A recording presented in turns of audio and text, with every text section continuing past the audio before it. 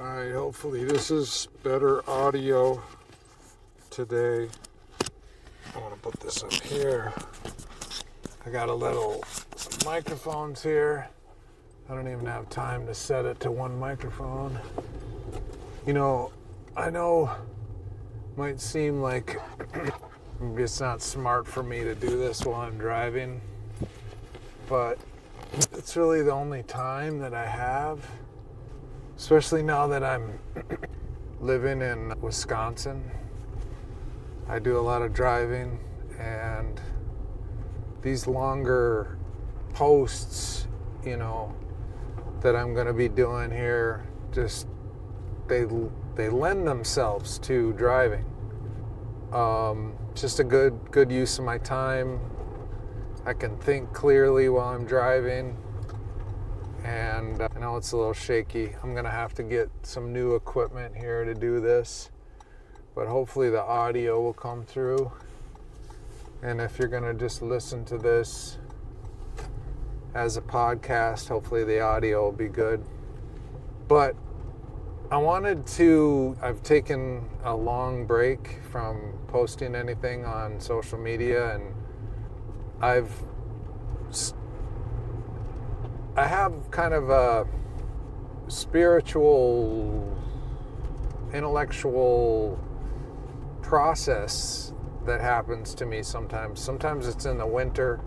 A lot of times it's in the winter where I just know what I'm doing isn't pure, and I have to stop and contemplate just what I do, what kind of vibration I put out into the world, kind of words I put out into the world, what my actions are. And even though I really love posting on social media and on TikTok, the short things and little ideas that come across, something was just kind of gnawing at me about it. And it took me a while to figure out what it was, and I think I figured it. I think I dialed it in. And I think that's basically, if I were to sum it up, I would say that to all my musician friends, young people that are starting new endeavors in music, you're not going to make it. You're not going to sell a bunch of albums. Yes, is it doable to create a fan base and tour and play a lot of shows and have excitement and some hype around your band? Yes. Do I know how to do that? I've seen it done. I've been around a lot of people that have done it. I think I can help people that want to do that get there. I've been around people that have sold millions of records. I've been around people that have toured the world, huge followings. But I'll say the common denominator of all those people that I know that have done that is they have no choice to do that. That's who they are. That's what they do. They have no plan B. It's not a side hustle. It's not working a day job and then coming home and playing music. It's all the artists, creatives, and musicians, and to be honest, entrepreneurs, which is really, really what I'm interested in, is entrepreneurship. I'm really into creative entrepreneurship. And because I've been in the music field for so long, I thought that was kind of the way to express myself as a musician and guy who's been around music and the music industry for so long. I do have a lot to say about that, and I've verified my thoughts with people that have been more successful in terms of creating fans and selling records. I've verified my thoughts with those people, many different times over, and they tend to agree with me the way I think about that and about the best way to forward a career. And it's exactly the same advice I would give to an entrepreneur. It's exactly the same advice I would give to somebody who's trying to make it up any sort of business ladder, whether that's the corporate ladder or just within a small company. It's the same advice as I would give to somebody who just wants to start writing songs and just playing them for themselves or learning an instrument. It's all one and the same. And every path is different, but it comes from just simple fundamentals. And it's not musical fundamentals. It's not necessarily business fundamentals. It's not leadership fundamentals, although leadership isn't what a lot of people think it is. It really comes down to like being a good person and being confident in yourself, not arrogant, having a good grasp on your ego. Discipline is a word that I've thought a lot about, and I kind of don't like that word because it implies that discipline is like hard work and you gotta like break through some sort of willpower thing every time you're gonna work out or every time you're gonna play your guitar. And while that is true to a certain degree, it also can be much simpler, which is simply the idea, here's what I want to do. I want to build a business. I want to start a band. I want to write some songs. I want to learn how to play the guitar. I want to learn how to shoot my bow with accuracy. I want to earn a black belt. Whatever it is that you want to do, you just need to do that thing. You just need to show up. And it's not showing, it's like the Alcoholics Anonymous. It's like one day at a time.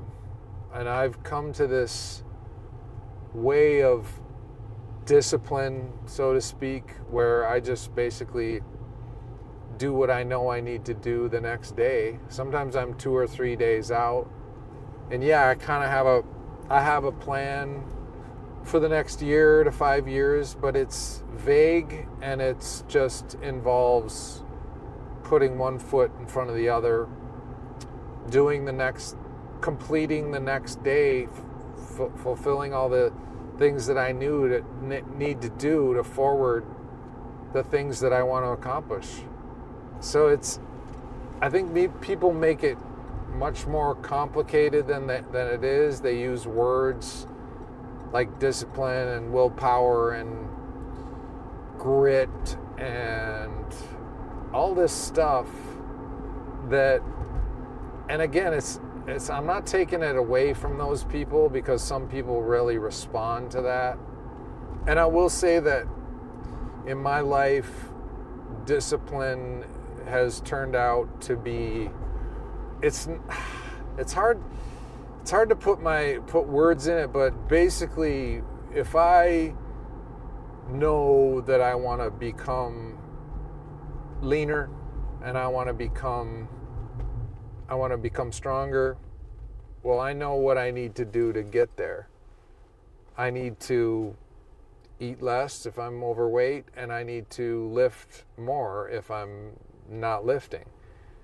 And you can't do the whole trajectory of that path in one day or 1 hour. You have to do it over a year, 2 years, 3 years.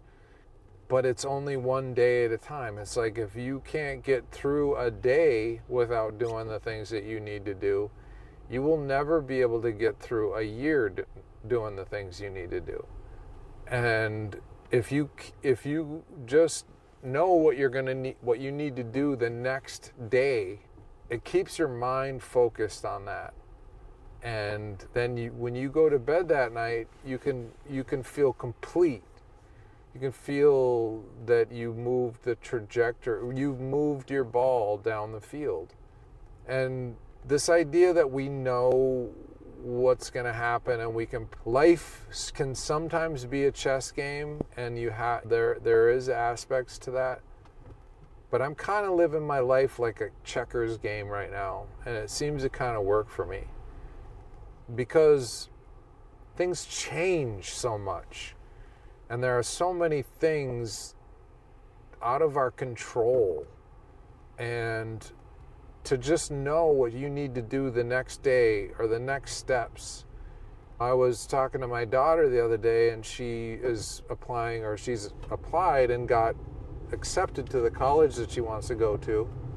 And I basically said, hey, what's next? What's your next step? And she doesn't quite get that I literally mean the next step, because I haven't explained it, and she hasn't experienced life the same way I have, and doesn't see the world the same way I have. She took it as kind of like hey, we need to sit down and go through this. And what I was literally trying to get her to do is just do one thing, not do a bunch of things, just do the next thing. Because what we found was once we sat down at her computer to do the next step, that was all we could do. In fact, we got roadblocked within about 15 minutes and had to wait for the system to respond to us, which wasn't going to happen for another couple days. So what she thought was going to be a 2-hour meeting turned into a 15-minute meeting, which we just did one thing. We just ended up doing one thing, and then all we have to do is wait. We did our thing. We did the thing that needed to be done from our end. And I'm finding life for me is basically that. When I have a meeting with my startup guys, basically we have a meeting every week, and I know what I need to accomplish that week. And most of the time I accomplish those things. Sometimes somebody will say, hey, we're gonna pivot here, and that's fine. And then you pivot, and then you do the next thing on the pivot. You're just turned in a little bit different direction. You're just going that way. And there's a saying, everybody knows it, God laughs at your plans. And that basically means what you think is going to happen in your life, probably not. Be ready for change. Be ready to pivot. Be ready to be flexible. And know that is the journey. There is no straight path. There is no straight journey. There is no 5-year plan. I mean, honestly, I think 5-year plans are a joke, honestly. I mean, if you'd have told me before my divorce, a year before my divorce, that in 5 years I was going to be divorced and living in a different state with half of my stuff extracted from me and alienated from my ex-wife and all the things that have happened to me in the last 5 years, I would have just said, you're nuts. You're absolutely nuts. But that's exactly what happened. And then once I figured that out, I had to pivot. I had to pivot really, really, really hard, really fast. And it happens in business. It happens with my startup almost every 2 or 3 weeks. I just had a call last night. The other guys on my team basically went to Vegas to a conference, and they came back and said, new plan, doing something different. And which was great, because it was better. The new plan is better than the old plan. And to be flexible and to be open and to understand that, and that's what real true entrepreneurialism is that it's flexibility, it's being open, it's listening. I just had I'm basically the social media person in this startup. I'm the creative and kind of leading the messaging that's happening on social media. And I got some criticism that was flowing through a couple different sources, and the guys on my team passed it on to me. And one of the people that was it's not criticism, it's just like, here's what I think you should do. And I sat down. I said, well, I need that person's number. So I called them, or I made an appointment to hang out with them for a little bit. And I sat down and I talked to them. And really, it wasn't so much of a criticism as her saying, I want to be a part of this and I want to help you. It's not that I think what you're doing is necessarily bad, but I could help you tweak it and get it going and get it better. But I'm open to that. I don't, was it a little bit uncomfortable to hear somebody say, hey, what you're doing isn't perfect? Yeah, it is uncomfortable. But I took that uncomfortability and I met it head on, and I explored that, and I brought this person onto our team, basically, like saying, hey, we appreciate you because you're thinking about us. You want the best for us. And that was a pivot. We changed a little bit of what we're doing because I'm listening for the feedback in every moment. And going back to my original statement, which is, you're not going to make it. And the reason why you're not going to make it is because you think there's some formula to opening a business. I've had so many people say, well, I need to start my LLC, and I need to register my business, and I need to buy some office supplies, and I need to get my business cards. It's like, no, you don't. You just need to start transacting business. That's the only thing you need to do. And the business, the transactions, will tell you what you need to do next. There will be a time when somebody asks you for a business card, or you realize you need one, or it would be good for you to have a business card. That's when you go get business cards. Or you make enough money where you need to report it to the tax authorities. Taxes are a whole different subject on their own, but I'm just saying, when you make money is when you need to deal with those institutions that want to look after your money, if that's what you want to do. I mean, fine, you get it all set up if you want to, and there's certain things that you do need to do contractually. If you're going to go into a partnership with somebody, you got to have a contract. But all of these other forms of, if you're a musician or a creative or an entrepreneur wannabe, and you're not spending most of your time writing, playing, painting, creating the actual functions of a business, and that's not your passion, that's not your, you don't get up in the morning and think about that and want to do that, and that's your life, you will never make it. You need to create the thing that people want before you, and you have to see that desire. If you start to play music and all of a sudden you're playing in your bedroom, and your brother, your sister, your best friend, or your brother's best friend comes into your room and says, hey, what are you doing? That was cool. That's your first affirmation that what you are doing is interesting, and that potentially you may have a market for that. That's only one person though. Next time you go out to a coffee shop and you play and you get 17 people on your email list, then you know something I'm doing is right here and it's working. But it doesn't come from the business model. It doesn't come from a formula. It comes from the spiritual, emotional ability that you have to reflect what's going on inside of you on a deep level out to the world. Every good business idea is the same way. When I started my So here's a great example too. When I was in my 20s, I wanted to be a musician. I spent a decade of my life in a rehearsal space, playing music, writing songs, having people listen to it, critiquing it, trying to take it to the next level.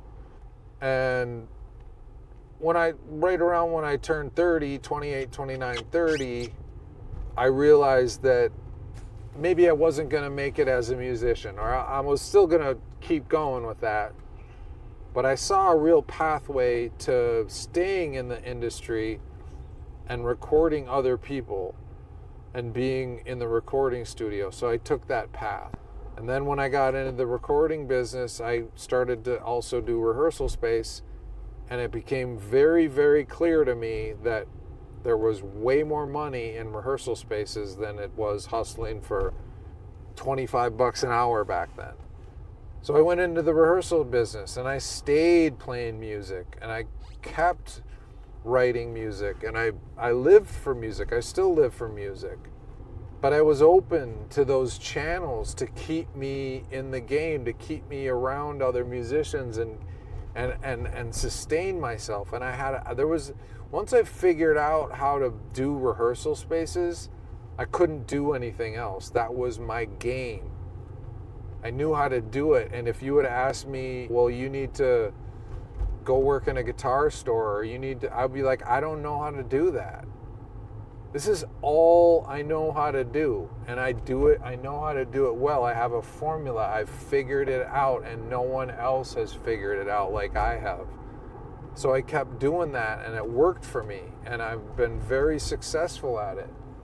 And everything else that I play my guitar, I sing, I write songs, I get up every day and I have ideas and I'm creative, but I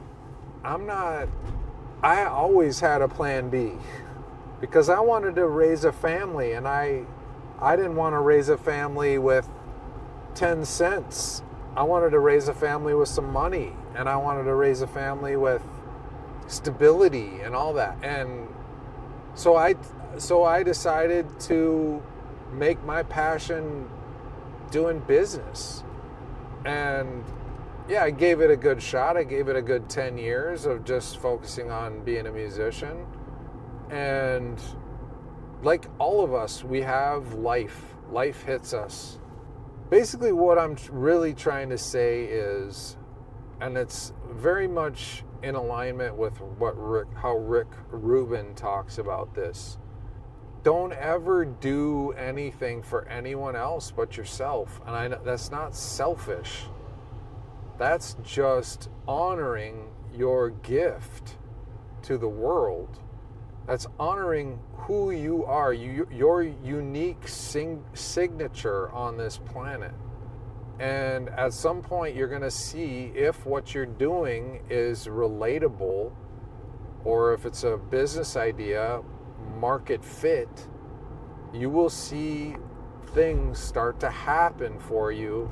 People will want to interact with you, whether it's musically or on a business level or creatively, but only if everything you do is from the center of your soul, the center of your heart. I mean, I've talked about Slug from Atmosphere before, and how he became basically like the biggest independent rapper of the 90s and 2000s. I mean, he had a record label, Rhymesayers, they still, and it's because he did nothing else. That's all he did. Hand out flyers, come to my shows.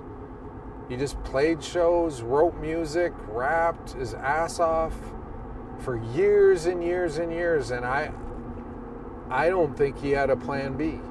I really, really don't. I don't know what he was doing when he was first starting out, whether he was waiting tables or driving a UPS truck, I'm not sure, but I don't think he did that for very long. And here's the other thing, is that people like that will live on nothing for years in order to not do anything else, they will truly suffer for their art. And to them, it's not suffering because they get up every day and play their guitar, walk down the street and jam with some people, and they're not thinking about a 401k. They're not thinking about saving money. All they're thinking about is, how do I exist and only play music and only create art, or only dedicate myself to this entrepreneurial idea. And thankfully, I found something to do with my life that was a little bit of both, that kept me in the music world, and that I was passionate about, and that I was good at, and that I liked to do. Thankfully, I did. And I was able to remain my own boss my whole life. And that in and of itself is a blessing. But I wasn't willing to not know where my next meal was because I refused to do anything but to try to be a musician. Like, I wasn't willing to do that. And most of you are not willing to do that. And that's fine. And that's good. Because there's only so much room. Well, I shouldn't say that. I would say that's conditioning. If you're trying to make it like big, let's say you're trying to make it like Taylor Swift or New Republic or Five Finger Death Punch is a little different, but K-pop band or something where you're selling out you're like, your dream is to be huge, sell millions of records. The chances of you doing that are basically nothing. You don't have a chance because, first of all, there's only so many people in the world that can possibly do that. And two, it's just absolutely filled with nepotism. And most of you would never be willing to do what it takes, for good reason, to make it on that level. You talk about selling your soul, and some of it's real and some of it's just selling out on certain levels. You're just not, I know most of you are not willing to do that. You're not willing to sell out. You're not willing to do dark things. You're not willing to, I have a friend whose son was in a boy band, like a 5-member boy band, and they were from the ages of 15 to 19 when they were making their records.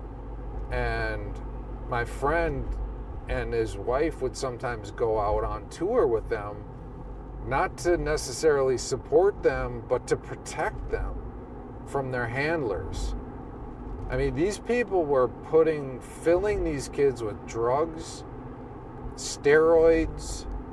If one of the kids got sick, they were just pumping them full of whatever it took to get these kids on stage. They literally, the band doesn't exist anymore because they burnt these kids out within they extracted all of their energy and value from them within 2 or 3 years. They went from being nobody to selling out the Target Center to nobody within 3 years. Not because they weren't talented, not because people didn't like them, but because they were fried. Physically, emotionally, spiritually, and they all woke up to what that machine truly does to you. And I'm not saying you can't be a regional, even national musician or band successful. You can. But most of you are going to have to throw away your plan B to make that happen. You're going to have to live and die for your art. Because that's what people resonate with. They resonate with that deep, deep introspective expression of purity. In a way, I think that's why older musicians are getting some respect. People like me that are coming out with music in their 50s and 40s and 50s because they have lived life and they have something to offer, they have something to say. But the younger musicians, what they have to say is an expression of them suffering for their art. I mean, you think about like Kurt Cobain or all those folks in the Seattle scene. I mean, they, from an early age, all they did was music. And they lived in squalor for years and years and years and years before their band ever broke. And they were completely flabbergasted when it all happened for them. And some of them rejected it. I mean, apparently he killed himself. I mean, Chris Cornell's not around anymore. Lane Staley's not around anymore. And the reason why it is, and I'll close on this note, and it's been very apparent to me lately, is none of that success, nothing is going to make you happy. None of that success is going to it won't give you contentment. You will eventually realize when you make it, when you have the things that you thought you needed to be happy, you will not be happy unless you become content now, right now. Here's the only time that you can be content is right now. And I'm kind of going through that right now, this realization that I have to find that contentment in myself, because I was living in a house with my ex-wife. I was extracted from that house. I was living somewhere else for about a year and a half. And during that year and a half, or maybe it was longer, it might have been 2 years. Anyway, I was dreaming of a new house. And had this idea that I would be, once I got my new house, I was living in my new house, I could finally be happy. And yeah, am I happy about living in a new house? Yeah, of course, it's much better than where I was living with before, which was with my mom, if y'all have to know. I have my own space, and there's a lot of positives to it. But sometimes when I walk down the hall and I realize, oh, I'm still the person I was when I was living at my mom's. And I'm still the person I was when I was living with my ex.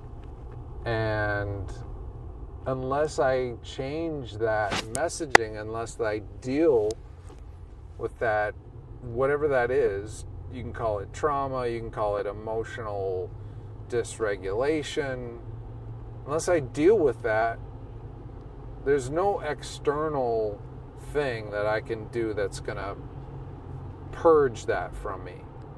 If I'm not happy now, I'll never be happy, no matter how many material things I get, no matter how much adulation I get from fans, or how well I shoot my bow, or do a martial arts maneuver. That's not going to make me happy. What's going to make me happy is the present moment, being okay with the present moment, which is always chaotic.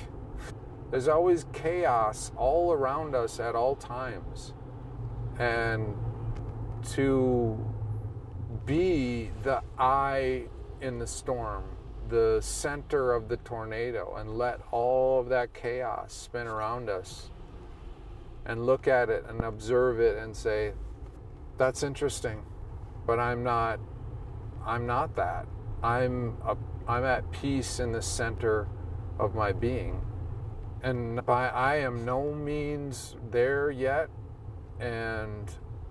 but I'm aware. I'm at least aware that that's really that's where everything is in the present moment.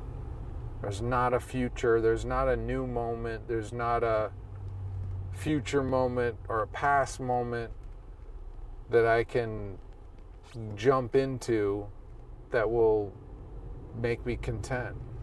So anyway, with that, I wanted to be really transparent with you with my thoughts on musicianship and musical and creative careers. And I hope that, because it's not a message of despair, it's not a message to say give up, it's not a message to say that you're never going to make anything out of your art, because the minute you sit down and play your guitar is you're making something with your art. And if that doesn't satisfy you, and if that doesn't make you feel whole and content and calm and at peace, playing in front of 20,000 people will not, for sure. So I am going to try to accept that my guitar or my business dealings are all fascinating and worlds to explore, and they're colorful and interesting and wonderful in the moment. And maybe you can too.